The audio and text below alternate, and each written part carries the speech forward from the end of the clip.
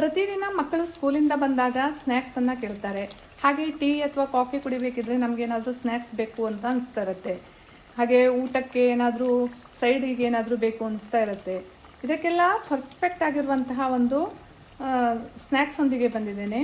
Hi friends, ನಮಸ್ಕಾರ. Welcome to ನಳಪಾಕ. ಚಟ್ಟಂಬಡೆಯನ್ನು ಮಾಡ್ತಾ ಇದ್ದೇನೆ. ನೋಡಿ ಎಷ್ಟು ಚೆನ್ನಾಗಿದೆ ಅಂತ. ಬನ್ನಿ ಇದನ್ನು ಹೇಗೆ ಮಾಡೋದು ಅನ್ನೋದನ್ನು ನೋಡೋಣ. ಈ ಚಟ್ಟಂಬುಡೆಯನ್ನು ಮಾಡೋದಕ್ಕೆ ಕಡಲೆಬೇಳೆಯನ್ನು ಒಂದು 3 ಗಂಟೆಗಳ ಕಾಲ ಮೊದಲೇ ನೆನೆ ಹಾಕಿಟ್ಕೊಂಡಿದ್ದೆ. ಉದ್ದಿನಬೇಳೆಯನ್ನು ಸಹ ನೆನೆಸಿಟ್ಕೊಂಡಿದ್ದೇನೆ. ಈಗ ಇದಕ್ಕೆ ನೀರನ್ನ ಸೇರಿಸದೆ ಇದನ್ನ ತರಿತರಿಯಾಗಿ ರುಬ್ಕೊಳ್ಬೇಕು. ಕಡಲೆಬೇಳೆಯನ್ನ, ಉದ್ದಿನಬೇಳೆ ಜಾಸ್ತಿ ಬೇಕಾಗಲ್ಲ, ಇದು ಬೈಂಡಿಂಗಿಗೋಸ್ಕರ ಅಷ್ಟೇ.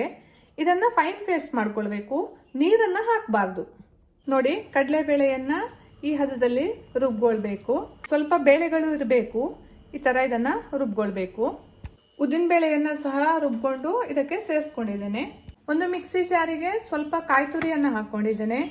ಈಗ ಇದಕ್ಕೆ ಒಂದು 2 ಟೇಬಲ್ ಸ್ಪೂನ್ ಅಷ್ಟು ಕೊತ್ತಂಬರಿ, ಹಾಗೆ ಒಂದು 2 ಟೇಬಲ್ ಸ್ಪೂನ್ ಅಷ್ಟು ಜೀರಿಗೆ, 8 ರಿಂದ 10 ಕಾಳುಮೆಣಸು, ಅರ್ಧ ಇಂಚು ಶುಂಠಿ, 5 ಹಸಿಮೆಣಸಿನಕಾಯಿ, ಸ್ವಲ್ಪ ಗಾಂಧಾರಿ ಮೆಣಸನ್ನು ಸಹ ಸೇರಿಸ್ತಾ ಇದ್ದೇನೆ. ಹಸಿಮೆಣಸಿನಕಾಯಿ ತುಂಬ ಖಾರ ಇಲ್ಲ, ಹಾಗಾಗಿ ನಾನು ಸೇರಿಸ್ತಾ ಇದ್ದೇನೆ. ನೀವು ಖಾರ ಬೇಕಿದ್ರೆ ಜಾಸ್ತಿ ಹಾಕ್ಕೊಳ್ಬಹುದು. ಸ್ವಲ್ಪ ಇಂಗು. ಇದನ್ನು ನೀರನ್ನು ಹಾಕದೆ ಹಾಗೆ ತರಿತರಿಯಾಗಿ ರುಬ್ಕೊಳ್ಬೇಕು.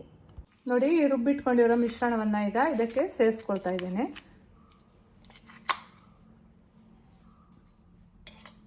ಚಿಕ್ಕದಾಗಿ ಹೆಚ್ಚಿಟ್ಕೊಂಡಿರುವಂತಹ ಕೊತ್ತಂಬರಿ ಸೊಪ್ಪು ಮತ್ತು ಪುದೀನ ಸೊಪ್ಪನ್ನು ಸೇರಿಸ್ಕೊಳ್ತಾ ಇದ್ದೇನೆ. ನೀವು ಇಲ್ಲಿ ಪುದೀನ ಸೊಪ್ಪು ಬೇಡ ಅನ್ನೋರು ಸ್ಕಿಪ್ ಮಾಡ್ಕೊಳ್ಬಹುದು. ಹಾಗೆ ಬೇಕಾಗುವಷ್ಟು ಉಪ್ಪು.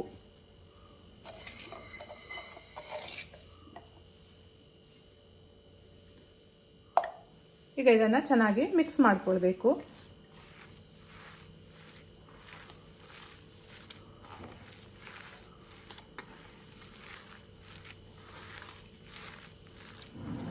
ಇದ್ರ ಜೊತೆಗೆ ಪಚ್ಚೆಸರು ಬೇಳೆಯನ್ನು ಸಹ ನೆನೆಸ್ಕೊಂಡು ಸೇರಿಸ್ಕೊಳ್ಬಹುದು. ಹಾಗೆ ರವೆಯನ್ನು ಸಹ ಸೇರಿಸ್ಕೊಳ್ಬಹುದು.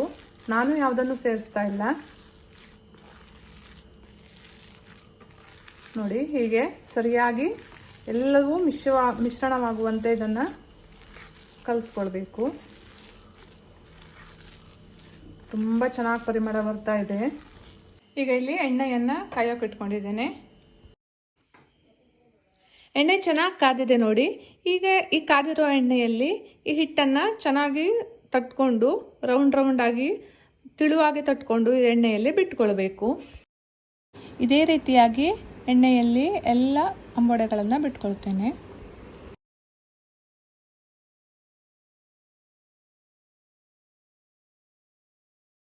ಎಣ್ಣೆಯಲ್ಲಿ ಬಿಡೋದಕ್ಕೆ ಒಂದು ಟ್ರಿಕ್ಸ್ ಅನ್ನು ಹೇಳ್ತೇನೆ ನೋಡಿ. ಒಂದು ಲೋಟವನ್ನು ತಗೊಂಡು ಅದಕ್ಕೆ ಹೀಗೆ ಒಂದು ಪ್ಲಾಸ್ಟಿಕ್ ಅನ್ನು ಸುತ್ತಕೊಂಡು ಇದರ ಮೇಲೆ ಇದನ್ನು ಹಚ್ಕೊಳ್ಬೇಕು.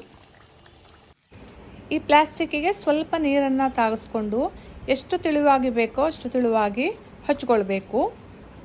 ಎಷ್ಟು ಸುಲಭವಾಗಿ ತೆಗಿಲಿಕ್ಕೆ ಬರ್ತದಂತ ನೋಡಿ.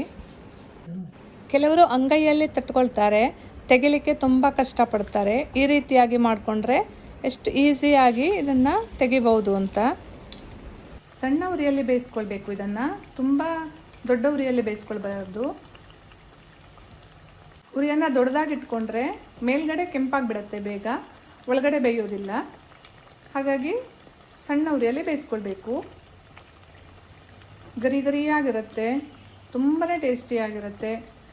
ಹಾಗೆ ಇದಕ್ಕೆ ನೀರನ್ನು ಹಾಕದೆ ನಾವು ರುಬ್ಬಿರೋದ್ರಿಂದ ಇದನ್ನು 2 ದಿವಸ ಇಟ್ಟರೂ ಏನೂ ಆಗಲ್ಲ, ಕೆಡಲ್ಲ, ಚೆನ್ನಾಗಿರುತ್ತೆ. ನೋಡಿ, ಇದೀಗ ಚೆನ್ನಾಗಿ ಬೆಂದಿದೆ.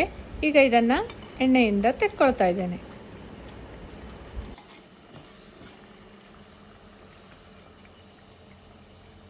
ಗರಿಯಾದಂತಹ ಚಟ್ಟಂಬೊಡೆ ರೆಡಿ ಆಯಿತು. ಇದನ್ನು ಚಟ್ನಿ ಅಥವಾ ಮೊಸರಿನೊಂದಿಗೆ ಸರ್ವ್ ಮಾಡ್ಬೋದು.